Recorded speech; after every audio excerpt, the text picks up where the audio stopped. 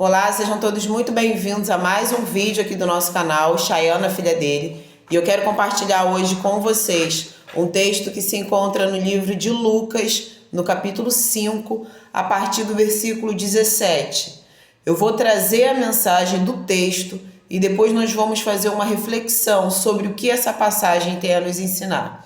Se você quer acompanhar, é o livro de Lucas, capítulo 5, a partir do versículo 17, que diz o seguinte: Ora, aconteceu que num daqueles dias estava ele ensinando, e achavam-se ali assentados fariseus e mestres da lei, vindos de todas as aldeias da Galileia, da Judeia e de Jerusalém.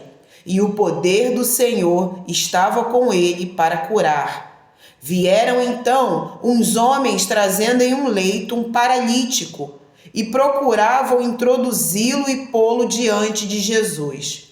E não achando por onde introduzi-lo, por causa da multidão, subindo ao eirado, o desceram no leito, por entre os ladrilhos, para o meio diante de Jesus. Vendo-lhes a fé, Jesus disse ao paralítico: Homem, estão perdoados os teus pecados. E os escribas e fariseus arrazoavam, dizendo: Quem é esse que diz blasfêmias? Quem pode perdoar pecados senão Deus? Jesus, porém, conhecendo-lhes os pensamentos, disse-lhes: Que arrazoais em vosso coração? Qual é mais fácil dizer: Estão perdoados os teus pecados, ou levanta-te e anda? Mas para que saibais que o Filho do Homem tem sobre a terra autoridade para perdoar pecados, disse ao paralítico: Eu te ordeno, levanta-te, toma o teu leito e vai para casa. Imediatamente se levantou diante deles e, tomando o leito em que permanecera deitado, voltou para casa, glorificando a Deus. Todos ficaram atônitos, davam glória a Deus e, possuídos de temor, diziam: Hoje vimos prodígios. Essa é a passagem que nós vamos refletir agora sobre o que esse texto nos traz. Essa passagem é um dos milagres que a Bíblia relata de Jesus, um dos mais conhecidos.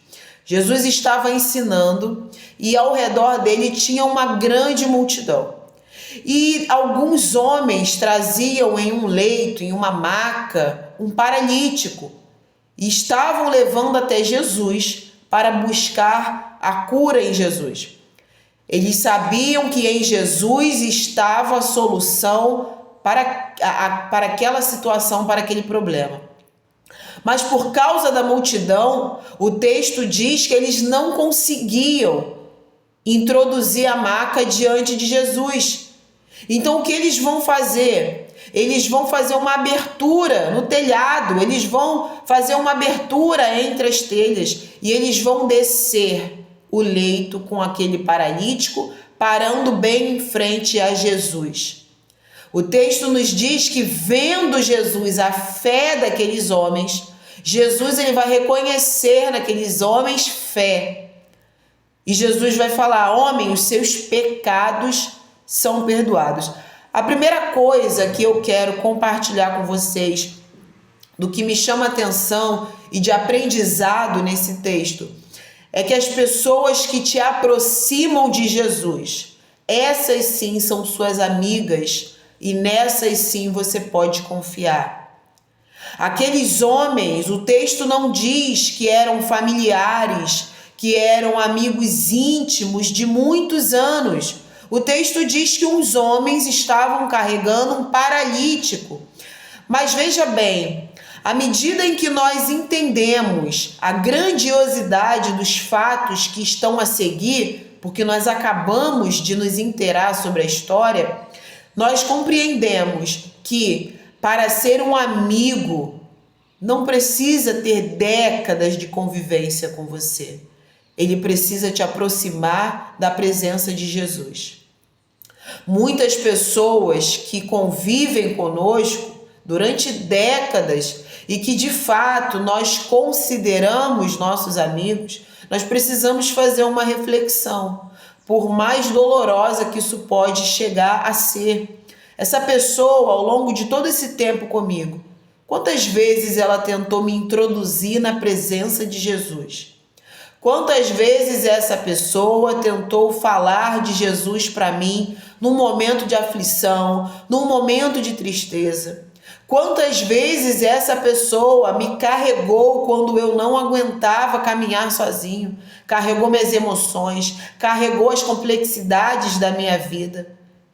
Quando eu não conseguia caminhar sozinho, seja de maneira física, seja de maneira emocional.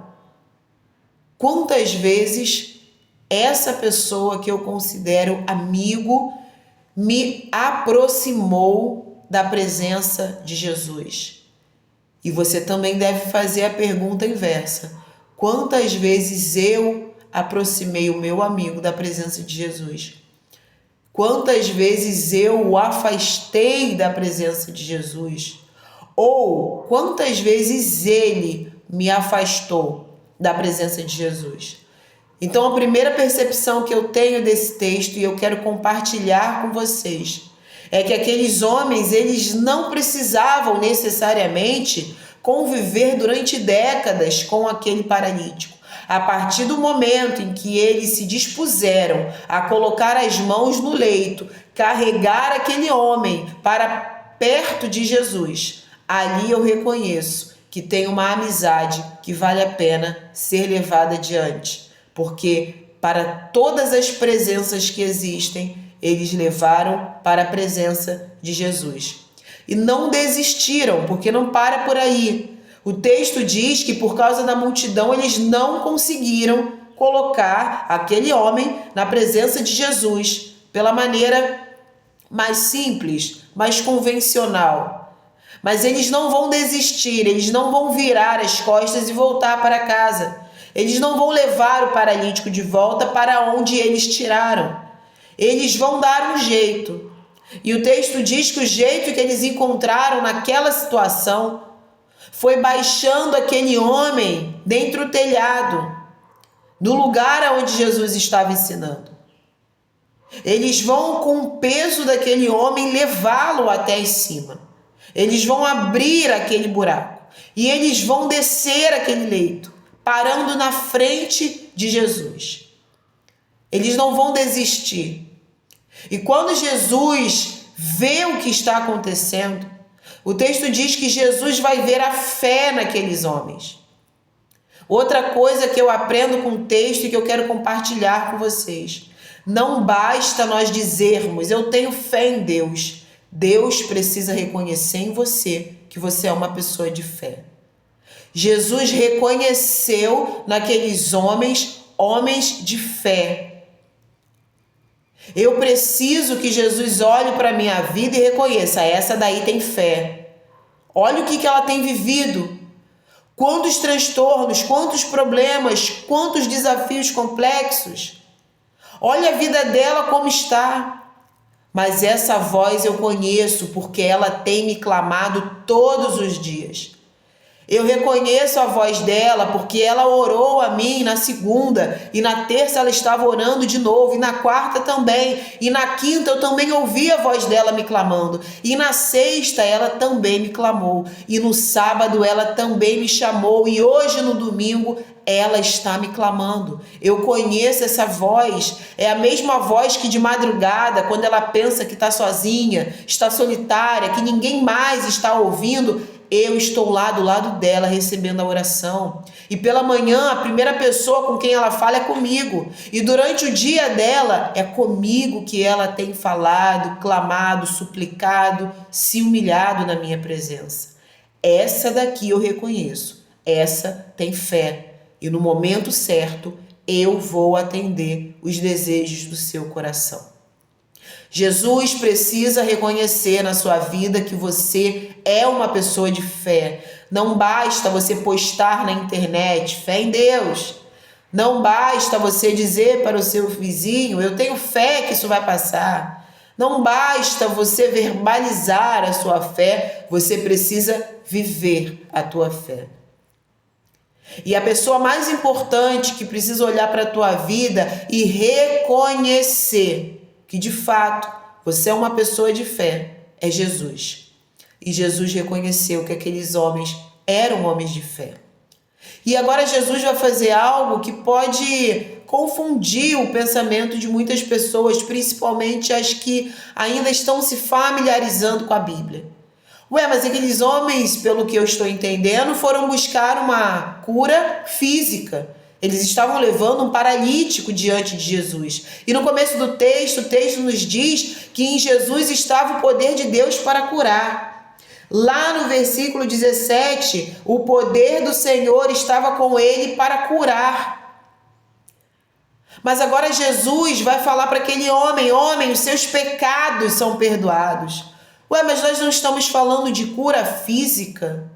Por que Jesus veio perdoar os pecados daquele homem? Mais uma coisa que eu aprendo com esse texto e eu quero também compartilhar com você. Quando Deus entra para operar na nossa vida, o Senhor começa pelo que é mais importante: a nossa alma, o nosso espírito. A nossa carne, ela tem importância para Deus e deve ter importância para nós. Mas acima disso, vem a nossa vida espiritual. O Senhor sempre vai começar a sua obra pela nossa vida espiritual. Deus sempre vai começar por aquilo que é o mais importante. É o teu espírito, é a tua alma antes de tocar na tua carne. Jesus trouxe para aquele homem o que ele precisava como prioridade. Mas ele era paralítico. Mas a prioridade sempre é do Espírito. Seus pecados estão perdoados. A fé daquele homem fez com que Jesus reconhecesse nele, que aquele homem reconhecia em Jesus, que só ele poderia curá-lo. Seus pecados são perdoados. E fazendo um parêntese aqui, é importante nós salientarmos que, em muitos casos, não todos, mas em muitos casos, até inclusive relatados na Bíblia, um problema físico, na saúde, na carne, pode sim ser consequência de um pecado. Tem uma passagem na Bíblia que Jesus, após curar uma pessoa, ele fala: vai, não peque mais para que não te aconteça coisa pior. Então é importante fazer esse parêntese, trazer essa informação dentro desse texto, para que a gente possa lembrar que em alguns casos um problema físico pode ser a consequência de um pecado. Então nós precisamos entender a profundidade das coisas e a maneira intrínseca como a nossa vida espiritual está relacionada com a nossa vida carnal. Agora, fechando esse parêntese e voltando diretamente para esse momento, Jesus primeiro vai perdoar os pecados daquele homem. Então, primeiro, a cura espiritual, a providência espiritual. Mas agora vai acontecer uma situação que vai chamar a atenção. Os fariseus, os mestres da lei, os hipócritas, aqueles que invejavam a Jesus, porque queriam ter a autoridade que Jesus tinha, mas eles não tinham. Eles vão começar ali a razoar, eles vão começar a debater, a questionar: que homem é esse? Que blasfêmia é essa? Perdoar pecados? Quem pode perdoar pecados a não ser Deus? Mas Jesus, ele conhece o mais profundo dos nossos pensamentos. E Jesus, conhecendo o coração daqueles homens, Jesus, conhecendo o coração daqueles homens, vai perguntar: o que vocês arrazoam no coração de vocês? O que é mais fácil? Dizer: os seus pecados são perdoados, ou dizer: levanta e anda? E aí nós precisamos nos questionar: de fato, o que é mais fácil? Dizer para uma pessoa: os teus pecados estão perdoados, ou dizer para um paralítico: levanta, começa a andar? O que é mais fácil? E Jesus, com toda a sua sabedoria e autoridade dada por Deus, vai complementar a sua frase. Para que vocês saibam que o Filho do Homem, ele está falando dele mesmo. Para que vocês saibam que o Filho do Homem tem sobre a terra. Guarda essa informação, que depois nós vamos voltar a ela. O Filho do Homem tem sobre a terra a autoridade para perdoar pecados. Jesus vai falar para aquele homem: levanta, pega o seu leito e vai para sua casa. O texto diz que imediatamente aquele que estivera paralítico, ele vai levantar, ele vai tomar o seu leito e, dando glórias a Deus, ele vai. Dando glórias a Deus, porque aquele homem, além de fé, demonstrou o que todos nós devemos ter: gratidão a Deus. Todos nós, independente da nacionalidade, da cultura, se você é homem ou mulher, jovem ou idoso, independente de quem você seja, seja grato a Deus. Por tudo que você é, por tudo que você tem, por tudo que você vive, todo o livramento que Ele já te deu. Seja grato a Deus. A gratidão ao Senhor atrai as bênçãos de Deus para a nossa vida também. E Jesus vai demonstrar para aqueles homens e para aquela gente toda, para aquela multidão que estava ali, que ele tem autoridade sobre toda a terra. O povo atônito vai ver aquilo e, temoroso, eles vão glorificar a Deus. Com todo temor, vão dar glória a Deus. Hoje vimos prodígios, vimos milagres, vimos sinais. Veja que através daquela situação, o nome de Deus foi glorificado tanto por aquele que recebeu as curas no plural, a cura no espírito e a cura na carne, mas o nome de Deus também foi glorificado por aqueles que estavam lá presentes e testemunharam de maneira ocular o milagre que Jesus operou.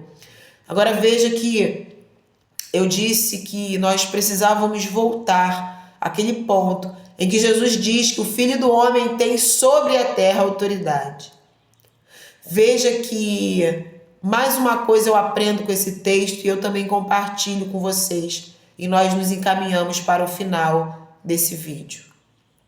Jesus, ele recebe de Deus autoridade sobre toda a terra. E quando o Senhor nos diz que ele tem autoridade sobre toda a terra, eu entendo que qualquer situação que aconteça na vida de um ser humano, Jesus tem autoridade para entrar e resolver. Se o problema for na área financeira, Jesus tem autoridade para resolver. Se o problema for na área sentimental, Jesus tem autoridade para resolver. Se o problema for na área psicológica, Jesus tem autoridade para resolver. Seja qual for a demanda, a seara, a área da sua vida em que você tenha problema, Jesus tem a autoridade sobre toda a terra para resolver qualquer problema que exista na vida de um ser humano, porque a autoridade que Jesus recebe de Deus, ela cobre toda a face da terra. Não há nada que Jesus não possa fazer. Não há nada. E outro ponto que eu aprendo e quero compartilhar, porque o que Deus nos ensina, precisamos compartilhar. O texto diz, lá no começo, que havia uma multidão e por causa disso, os homens não conseguiam chegar na presença de Jesus. Eu preciso perguntar para você, para que você pergunte a si mesmo, qual é a multidão que tem te afastado da presença de Jesus? É uma multidão de problemas? É uma multidão de enfermidades? É uma multidão de dúvidas? Uma multidão de tristezas? uma multidão de problemas, uma multidão de vozes contrárias, uma multidão de pessoas, uma multidão de falsos amigos? Qual é a multidão que tem te afastado da presença de Jesus? Aqueles homens não se deixaram abater, não se deixaram impedir, não se deixaram paralisar por aquela multidão. Eles deram um jeito. E eles contornaram aquela multidão e concluíram a sua missão. Chegaram à presença de Jesus. Eu não sei qual é a multidão que possa estar te mantendo longe da presença de Jesus. Uma multidão de problemas que você não tem nem conseguido parar para raciocinar. Uma multidão de demandas, muitas tarefas que você não pode terceirizar. Uma multidão de dívidas, uma multidão de enfermidades que estão surgindo a todo tempo. Uma multidão de sentimentos, uma multidão de vozes contrárias. Como vozes que arrasoam, como aqueles fariseus. Muitas vezes vão verbalizar perto de você, não adianta buscar a presença de Jesus. Esse teu caso é mais complexo do que o das outras pessoas. É mais difícil. Não adianta buscar a presença de Jesus. Não vai resolver, não dá mais tempo. É muito difícil. Não adianta buscar a presença de Jesus. Cale essas vozes. Cale a multidão ao seu redor. Cale essas vozes, esses pensamentos que talvez estejam em você mesmo e ficam arrazoando, essas vozes satânicas, diabólicas, infernais, sabotadoras. Cale essas vozes. Identifique na sua vida qual é a multidão que tem afastado você da presença de Jesus. E não se dê por vencido. Não vire as costas e volte para casa. Faça como aqueles homens. Busque uma brecha, abra um buraco, mas entre na presença de Jesus. Porque Ele mesmo, através da sua morte, nos permitiu voltar a ter acesso ao nosso Deus. Através do seu sacrifício, nós temos acesso a Deus. Então não existe nada que possa te impedir, te proibir de chegar à presença do Senhor. Ainda que exista uma multidão de pessoas, de coisas, de situações, de problemas, uma multidão, seja lá do que for, que esteja te atrapalhando, que você esteja entendendo que está te atrapalhando, está te afastando. Não permita. Vá em frente. Contorne essa situação. Busque ao Senhor. E lembre-se daquilo que nós aprendemos aqui hoje. Jesus precisa olhar para você, para a sua vida e reconhecer: essa pessoa tem fé. Essa pessoa, ela tem fé. Ela tem fé em Deus. Ela tem fé em mim. Eu ouço a voz dela, orando a Deus, orando ao Pai, pedindo em meu nome. Porque tudo que pedimos em oração, precisamos pedir em nome de Jesus. E assim nos será feito, para que o Pai seja glorificado no Filho. Busque ao Senhor com fé, porque aqueles homens tinham motivos para desistir, voltar para casa, deixar o paralítico onde estava. Mas a fé não os permitiu desistir. E Jesus reconheceu a fé naqueles homens. E começou pelo mais importante, perdoando o pecado, resolvendo a vida espiritual. E depois ele foi para o que era bom, mas não era prioridade.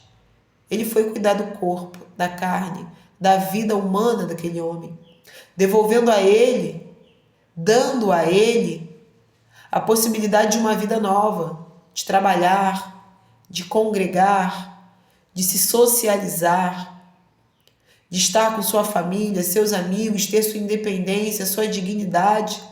Foi uma vida nova que Jesus deu. E toda vez que Jesus entra na vida de alguém, tenha certeza, aquela vida jamais voltará a ser o que era antes. Jesus tem uma vida nova para dar para cada um de nós.